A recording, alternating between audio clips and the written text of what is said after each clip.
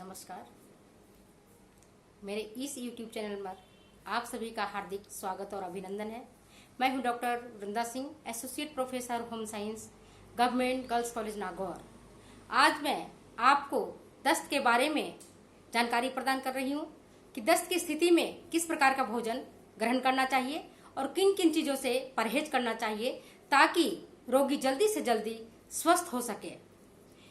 आपने मेरे पिछले वीडियो में दस्त के बारे में विस्तृत जानकारी प्राप्त की है और किस प्रकार से और कैसे ORS का घोल बनाया जाना है इसके बारे में भी आपने जाना है। आज के इस वीडियो में मैं ये बताऊंगी कि दस्त की स्थिति में किन किन पोषक तत्वों की कमी हो जाती है और किस प्रकार का आहार ग्रहण करना चाहिए। मेरे प्यारे दोस्तों, आप सभी जानते हैं कि जब दस्त होता है तो रोगी के शरीर से मल बार बार बाहर निकलता है और उस मल के साथ जल और उसके साथ ही सोडियम और पोटेशियम लवण बाहर निकल जाता है, जिसके कारण शरीर में निर्जलीकरण की स्थिति मतलब डिहाइड्रेशन की स्थिति उत्पन्न हो जाती है, जो कि एक गंभीर स्थिति है और इस स्थिति में रोगी की जान भी जा सकती है। इसे बचने के लिए रोगी को तरल आहार के साथ ही ORS का घोल भी दिया जाना चाहिए। अब मैं ये जानकारी देना चाह रही हूँ कि दस्त की अवस्था में किन किन पोषक तत्वों की मांग बढ़ जाती है। मेरे दोस्तों, आप सभी जानते हैं कि जब दस्त होता है तो प्रोटीन का अवशोषण ठीक प्रकार से नहीं हो पाता है और प्रोटीन की मांग बढ़ जाती है। एक वयस्क व्यक्ति में प्रतिदिन 100 ग्राम प्रोटीन की आवश्यकता हो जाती है और इसकी पूर्ति भोज्य पदार्थों के माध्यम से किया जाना चाहिए। प्राणिज भोज्य पदार्थ प्रोटीन प्राप्ति के उत्कृष्ट स्रोत हैं, जैसे कि मांस, मछली, अंडा, दूध, दही, छाछ, मिल्क एंड मिल्क प्रोडक्ट्स। मगर दस्त के रोगी को मांस, मछली, अंडा दिया जाना सही नहीं रहता है क्योंकि ये सुपाच्य नहीं होते हैं। अगर उनको दिया जाना ही है तो इनका सूप बना करके उन्हें दिया जा सकता है।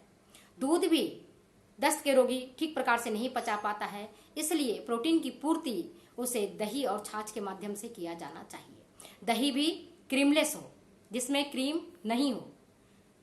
दूध भी अगर दिया जाना है तो भी क्रीम हटा करके, और वो भी बहुत अल्प मात्रा में। रोगी व्यक्ति को प्राणिज भोज्य पदार्थों के माध्यम से इसलिए प्रोटीन दिया जाना आवश्यक होता है क्योंकि उनका जैविक मूल्य बहुत अधिक होता है और दस्त के रोगी को वही प्रोटीन दिया जाना चाहिए जो सुपाच्य हो, जिसे रोगी अच्छे से पचा सके। इसके लिए याद रखें, दही और छाछ दस्त के रोगी के लिए बेहतर होता है। विटामिन C और विटामिन B कॉम्प्लेक्स की भी मांग दस्त की अवस्था में बढ़ जाती है। विटामिन C के पूर्ति के लिए संतरा, मौसमी का रस दिया जाना चाहिए, नींबू की शिकंजी दिया जाना चाहिए। आप जानते हैं कि आंवला और अमरूद में भी विटामिन C प्रचुर मात्रा में मिलता है, लेकिन यह भूल ना करें, रोगी व्यक्ति को, जो दस्त के रोगी है, उसे अमरूद ना खिलाएं क्योंकि अमरूद का जो बीज होता है वह दस्त को बढ़ा देता है। ऐसी स्थिति में अमरूद तो कतई नहीं दिया जाना चाहिए। विटामिन C की पूर्ति के लिए आप उसे संतरा, मौसमी और नींबू दें और इनके फलों के जूस बना करके आप उसे दें। मिनरल्स में, खनिज लवण में सोडियम और पोटेशियम की मांग बढ़ जाती है क्योंकि जब बार बार दस्त होता है तो दस्त होने से जल के साथ शरीर से सोडियम और पोटेशियम लवण भी बाहर निकल जाता है और इसके निकलने से शरीर में इलेक्ट्रोलाइट्स बैलेंस बिगड़ जाता है। जैसा कि मैंने पूर्व की वीडियो में बताया था कि जब बॉडी में इलेक्ट्रोलाइट्स बैलेंस बिगड़ जाएगा तो उस स्थिति में जो हमारा वाइटल ऑर्गन्स है, जैसे हार्ट है, किडनी है, लीवर है, इन पर बुरा प्रभाव पड़ेगा। वो अंग ठीक प्रकार से काम नहीं करेंगे। तो उनकी पूर्ति के लिए आप नमक का प्रयोग करें, ORS का घोल दें, इलेक्ट्रोल पाउडर दें, नमक चीनी का घोल, जैसा कि मैंने आपको पूर्व की वीडियो में बताया था, वैसा आप नमक चीनी का घोल दें तो इसके माध्यम से सोडियम और पोटेशियम की पूर्ति हो जाती है। फलों में पर्याप्त मात्रा में सोडियम और पोटेशियम लवण पाए जाते हैं। फलों के जब जूस लेते हैं तो उससे सोडियम और पोटेशियम लवण के साथ ही अन्य इलेक्ट्रोलाइट्स, अन्य साल्ट्स की भी पूर्ति हो जाती है। अब हम ये जानना चाहते हैं कि दस्त की रोगी को एक दिन में किस प्रकार का आहार दिया जाना चाहिए। मेरे प्यारे दोस्तों, मैं आज आपको रोगी के एक दिन का आहार नियोजन के बारे में जानकारी प्रदान कर रही हूँ। जब रोगी प्रातःकाल सोकर उठे, 6 बजे उठे या 6:30 बजे, तब उसे ग्लूकोज वाटर 200 मिलीलीटर आप दें, उसमें 1 चुटकी नमक डाल दें। अगर रोगी ग्लूकोज वाटर नहीं लेना चाहता है और चाय पीता है तो उसे फीका चाय दें। फीका चाय से मतलब दूध की मात्रा उसमें कम रखें। अगर नींबू की चाय आप दें तो सबसे बेहतर होता है, क्योंकि दस्त की रोगी के लिए नींबू का चाय बहुत ही फायदेमंद होता है। तो नींबू की चाय उसे दिया जाना चाहिए। साथ ही उसे मैदे वाली 2 बिस्किट, नमकीन या मीठा जैसा रोगी पसंद करता है वैसा दें। 8 बजे नाश्ता के समय पर उसे खिचड़ी, पतली खिचड़ी 1 प्लेट और 1 छोटी सी कटोरी दही, वो दही जिसमें कि क्रीम नहीं हो, जिसमें मक्खन नहीं हो, मतलब वसा रहित आपको दही देना है। और अगर रोगी खिचड़ी नहीं खाना चाहता है तो उसे ब्रेड अब जैम के साथ दें और साथ में टमाटर का क्लियर सूप दें। मतलब थिक सूप टमाटर का नहीं दिया जाना है, जिसमें टमाटर और टमाटर के साथ अगर कोई अन्य सब्जियां हैं उसका सूप भी आप दे सकते हैं, या अथवा दाल का सूप भी मिला करके उसे आप 1 कटोरी दें। 10 बजे उसे कोई भी फलों का रस, जो मौसमी फल है, उसे दे सकते हैं। बेहतर तो होगा अगर मौसमी का रस दें, संतरे का रस दें और उसमें थोड़ी सी चुटकी भर नमक और 1-2 चम्मच ग्लूकोज दें, तो उससे उसको ऊर्जा की भी पूर्ति हो जाएगी और साल्ट की भी पूर्ति हो जाएगी। 12 बजे आप केला मसल करके दही के साथ दें। केला और दही कब्ज करता है, वहीं पर दस्त की स्थिति के लिए ये बहुत ही अच्छा है। ये मल को बांधने का काम करता है।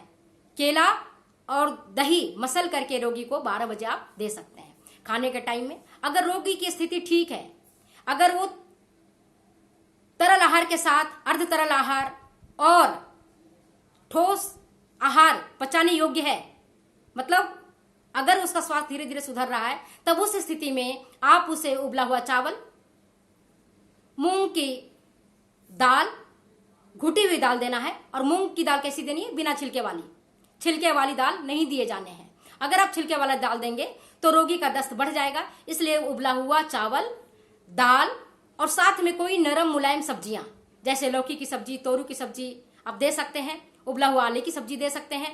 साथ में मूंग का पापड़ आप सिका हुआ दे सकते हैं और 1 ग्लास छाछ दें। ऐसे उत्तम स्वास्थ्य के लिए कहा जाता है कि सुबह के टाइम में आप दही लें, दोपहर के टाइम में छाछ लें और रात्रि के टाइम में 1 ग्लास दूध लें। लेकिन दस्त की स्थिति में आपको रात्रि के टाइम में दूध को अवॉइड ही करना है, क्योंकि अगर रोगी दूध को नहीं पचा पाएगा तो स्थितियां ठीक नहीं होती है। इसलिए मॉर्निंग में उसे आप दही दें, दोपहर में उसे आप छाछ दें और 3:30 बजे उसे कोई फलों का रस दे सकते हैं, नारियल का पानी दे सकते हैं या टमाटर का सूप दे सकते हैं। 3:30 बजे आप उन्हें कोई तरल आहार आप दीजिए। 5:30 बजे या तो फीका चाय दीजिए अथवा ग्लूकोज वाटर दीजिए और उसके साथ टोस्ट दे सकते हैं, 2 ब्रेड सिका हुआ दे सकते हैं अथवा चावल का मुरमुरा दे सकते हैं। पर ध्यान रहे कि चावल का मुरमुरे में आप प्याज और अन्य चीजों को ना मिला करके दें, मिर्ची और प्याज नहीं डालें, अन्यथा वह दस्त को बढ़ा देगा। प्लेन मुरमुरा आप उसे दे सकते हैं अथवा नमकीन बिस्किट आप दे सकते हैं, टोस्ट दे सकते हैं, ब्रेड सेक करके दे सकते हैं। 7 बजे आप ग्लूकोज वाटर दीजिए और रात्रि के 9 बजे या 8:30 बजे, जितने बजे रोगी भोजन करता है उस टाइम उसे मैदे वाली 2 रोटी, 1 कटोरी मूंग की घुटी हुई दाल, 1 कटोरी आलू की उबली हुई सब्जियां अथवा अन्य कोई भी उसकी पसंद की सब्जी जिसमें रेशा न हो वैसी सब्जियां उसे दिया जाना है। और रात्रि में सोते समय अंगूर या अनानास का रस आप दे सकते हैं अनार का रस भी दिया जा सकता है, मगर देसी अनार का रस उसे नहीं दीजिए, क्योंकि देसी के अनार के रस में बीज अधिक होता है, और जब बीज होगा तो रोगी के आमाशय में जाकर के वह बीज इरिटेशन पैदा करेगा और दस्त बढ़ जाएगा। इसलिए अनार का वह रस दें जिसके दाने में बीज की मात्रा नहीं हो या बहुत ही छोटा हो, अत्यल्प हो, वैसे अनार का जूस इसे आप दे सकते हैं। अंगूर का रस दे सकते हैं। तरबूज आप उसे नहीं दें। तरबूज का रस अगर आप देते हैं तो ये दस्त को बढ़ा भी सकता है। ये रही आपको एक दिन की आहार तालिका, आहार नियोजन, और इस आधार पर अब रोगी के आहार में परिवर्तन करके उसके स्वास्थ्य में सुधार कर सकते हैं। अब हम ये जानना चाहेंगे कि रोगी को कौन सा आहार नहीं दिया जाना चाहिए। दस्त के रोगी को याद रखें कि रेशेदार भोज्य पदार्थ नहीं दिया जाना है, जैसे पालक, बथुआ, मेथी, चना, साग, मूली का पत्ता, सहजन की पत्तियां। अगर इस तरह की हरे पत्तेदार सब्जियां आप देते हैं तो रोगी का दस्त की जो बारंबारता है वह बढ़ जाएगी, मतलब रोगी और भी ज्यादा रोगग्रस्त हो जाएगा। हरे पत्तेदार सब्जियां पूर्णतः वर्जित समझना चाहिए, उसे कतई नहीं देना चाहिए।